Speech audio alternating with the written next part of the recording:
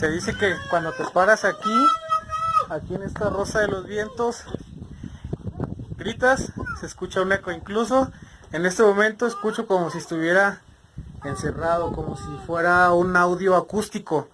Así se escucha, no sé si ustedes perciban lo mismo, pero es algo extraño, no sé por qué. ¿Por qué pasa eso?